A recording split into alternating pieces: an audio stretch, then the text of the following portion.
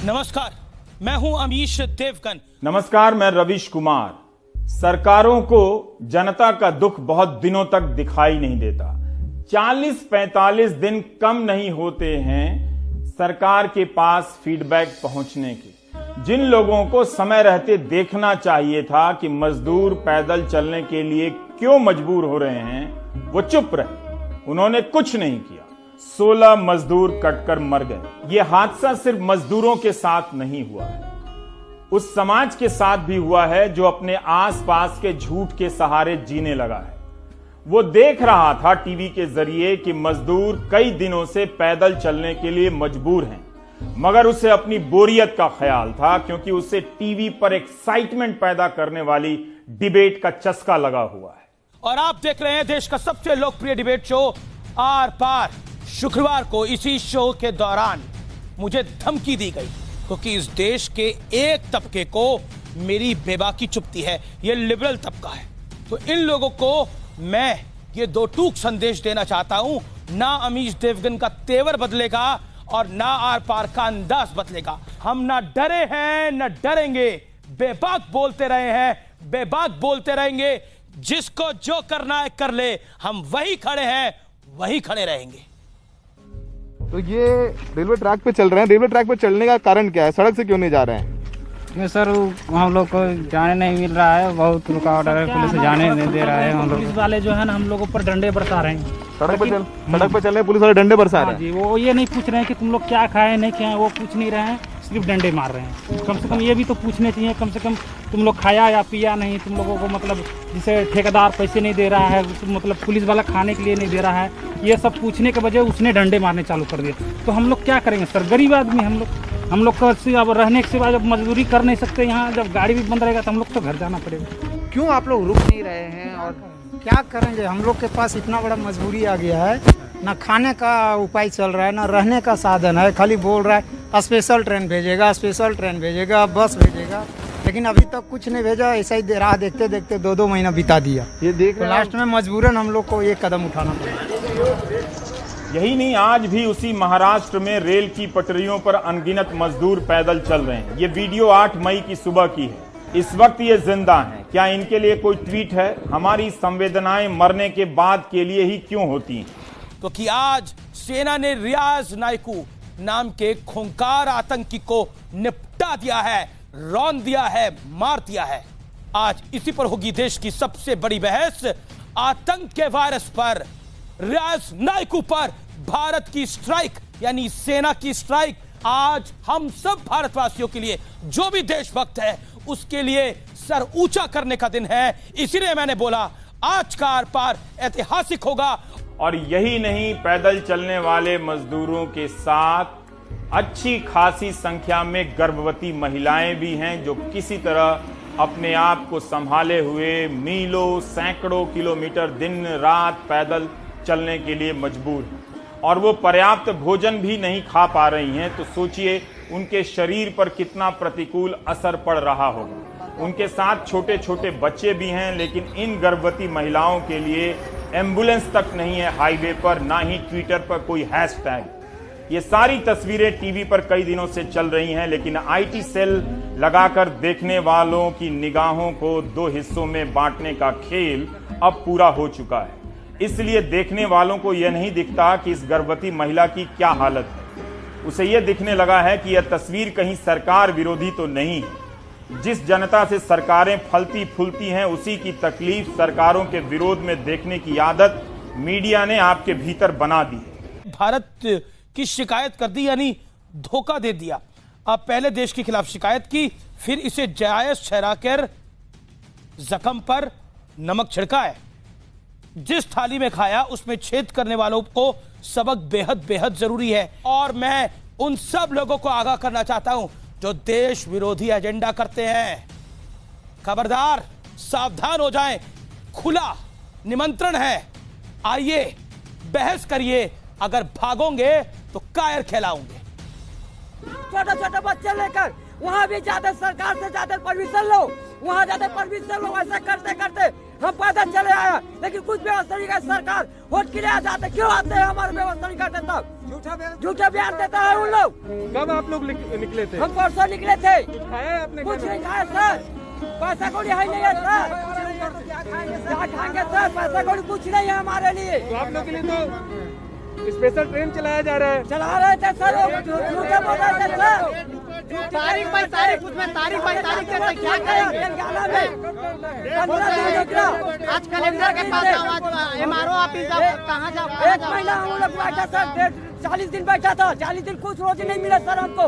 वहाँ पैदल आ रहा था, कुछ नहीं है खाने पीने के लिए, न पैसा न पैसा।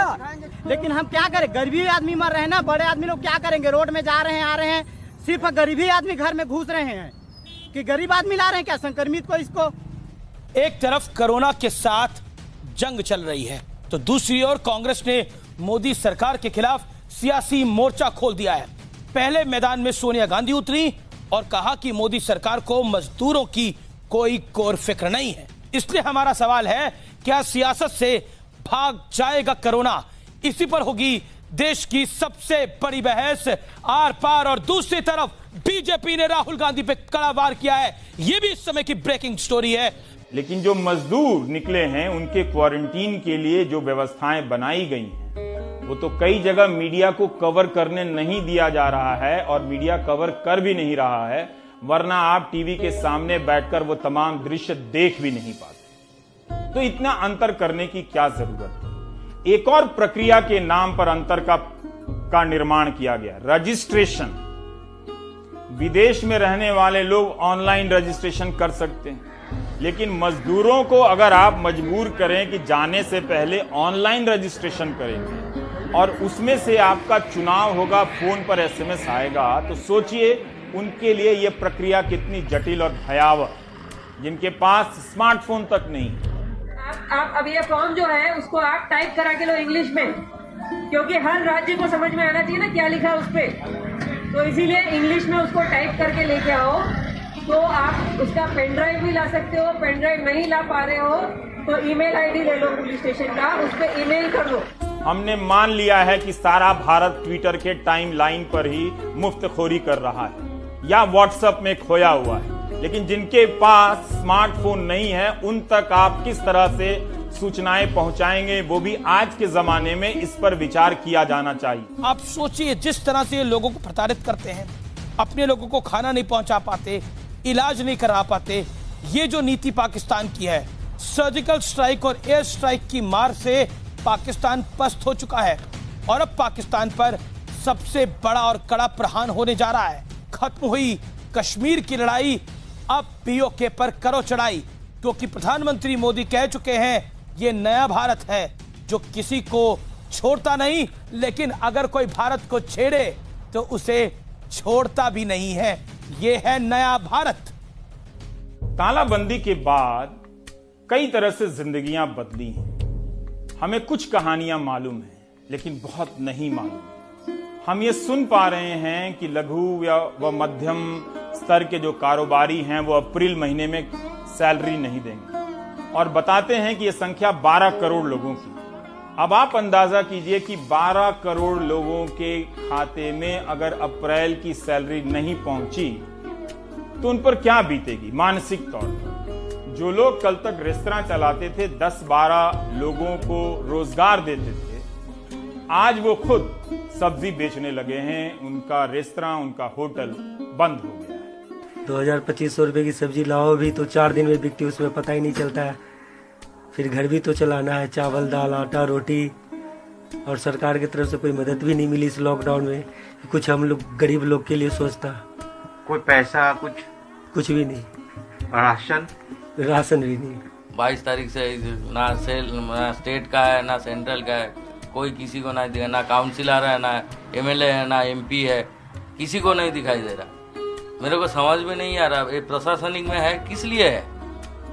हम लोग जो वोट देके जिताते हैं ये क्या, अगर ये आज देश दुनिया मुसीबत में है तो इन लोग को किस लिए चुना किया गया? कोई नहीं आ रहा।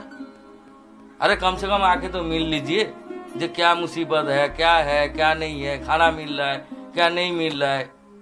मुझे लगता है इस कोरोना ने बहुत कुछ समझा दिया विश्व को कि हम भारत को ऐसे ही विश्व गुरु नहीं कहा जाता। आज इन तमाम सवालों पर होगी देश की सबसे बड़ी बहस। दुनिया में बजा हिंदुत्व का डंका, जिसको है शंका, आज ये बहस देखे शाम 7 बजे की आर पार, क्योंकि कई लोगों के मुखौटे से, चेहरे से मुखौटा उठने वाला है और आज भारतवर्ष का डंका बजने वाला है शाम 7 बजे। जरूर देखें आज का ऐतिहासिक आर पार। यह सामान्य बहस नहीं है, यह देश में ऐतिहासिक डिबेट है। आज इस डिबेट के बाद कई लोग मुझ पे फतवे जारी करेंगे, कई लोग मुझे ट्विटर पे गाली निकालेंगे, लेकिन आज इस बहस को भारत के स्वाभिमान के लिए करना बेहद जरूरी है, भारत के अंतरात्मा के लिए करना बेहद जरूरी है। और मैं ये स्पष्ट रूप से कहना चाहता हूं, भारत की शक्ति दिखाने के लिए, सांस्कृतिक शक्ति दिखाने के लिए बेहद करना जरूरी है। इस वीडियो के सामने आने के बाद सवाल तो बनता ही है, अगर हम करें तो करें क्या, बोले तो बोले क्या। वाह वाह वाह, अरे वाह वाह वाह, अरे वाह वाह वाह, अरे वाह वाह वाह, अरे वाह वाह वाह। लेकिन जाने से पहले एक बार फिर याद दिलाना चाहता हूं कि हो सकता है कि आप ढीले पड़ने लगे हों, लेकिन याद रखिए कि 6 फीट की शारीरिक दूरी दूसरे व्यक्ति से जब भी आप बाहर जाएं बनाकर रखें, मास्क लगाएं, हाथ साफ रखें। ये 3 बुनियादी चीजें अब हम सभी को लंबे समय तक के लिए करनी होगी। आदत डाल लें, इस आदत में बिल्कुल भी ब्रेक ना लें। फिर मिलते हैं अगले दिन। नमस्कार।